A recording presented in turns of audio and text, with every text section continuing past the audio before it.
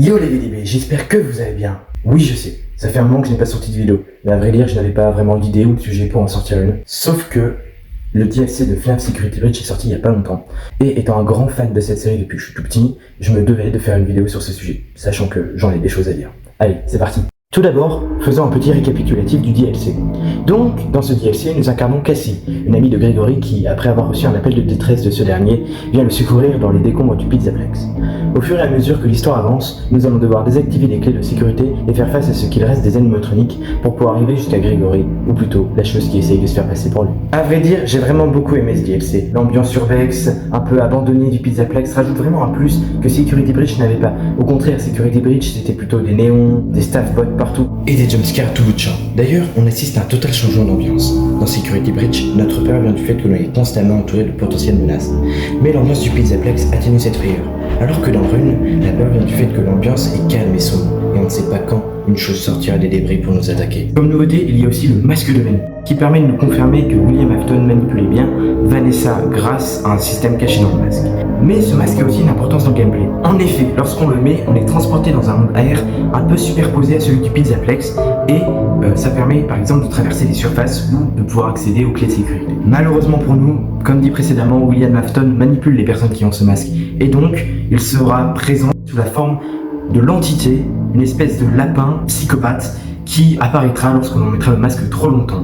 Mais cette entité relève alors plusieurs mystères. Est-ce vraiment Glitchtrap, ou alors a-t-elle un lien avec Shadow Bunny, ou encore est-ce une nouvelle entité? Pour l'instant, nous n'en savons rien. Mais ce qui est sûr, c'est qu'elle instaure une vraie pression et une sensation de malaise lorsqu'elle apparaît. Et ça, c'est un vrai plus pour le DLC.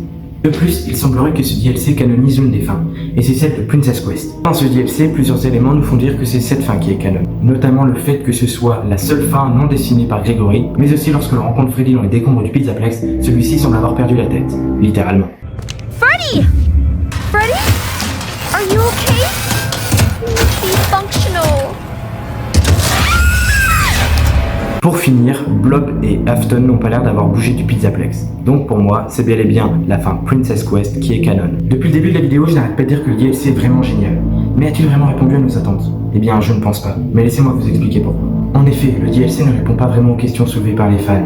À part la potentielle canonisation de la fin Princess Quest, nous ne savons toujours pas si William Afton est ami ou ennemi avec Blob, nous ne savons pas non plus quels sont les liens particuliers entre Cassie et Gregory, et nous ne savons pas non plus, pour un DLC qui s'attarde vachement sur Glamrock Bunny, ce qui lui est arrivé. D'ailleurs, parlant des Glamrock, moi qui pensais que ce DLC allait mettre fin à ces animatroniques, eh bien je n'ai pas l'impression que c'est le cas. Je m'explique.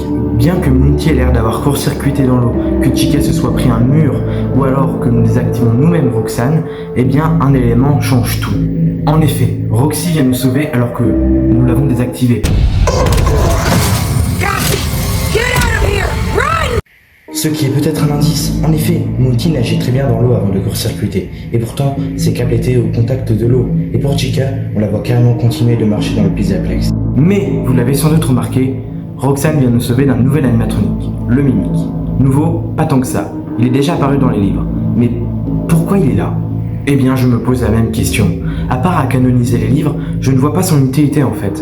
C'est vrai, Scott, au lieu de nous livrer un affrontement final avec les Glamrock ou le Blob, ou peut-être une finalité à Burn Trap, eh bien, il nous introduit un nouvel animatronique qui le tue dans la minute d'après. C'est vrai, il aurait pu servir de nouvel antagoniste, mais au lieu de ça, il est réduit à une course-poursuite. Et même, dans l'une des fins possibles, nous le tuerons, grâce à ce qui s'apparente à la Scoping Room. Non, vraiment, je ne comprends pas. Mais avec tous les éléments qu'on a, que peut-on penser du DLC? Eh bien, pour moi, il n'est pas fini. Ou plutôt, il est là pour teaser le prochain jeu. Soit le prochain DLC Security Breach, ou le prochain jeu L.T qui devrait sortir bientôt. Donc j'espère que dans un prochain jeu FNAF ou dans un prochain DLC, nous en apprendrons un peu plus sur Cassie et Gregory, sur l'histoire de Glamrock Bunny, pourquoi pas un potentiel retour des Glamrock, mais surtout de quoi faire avancer les choses avec Blob et Burn Trap, parce que quelque chose me dit qu'on n'a pas fini d'entendre parler du Pizzaplex. Voilà, c'était mon avis sur le DLC Rune du jeu FNAF Security Breach. Merci de m'avoir écouté, et à une prochaine. Bye bye les VDB.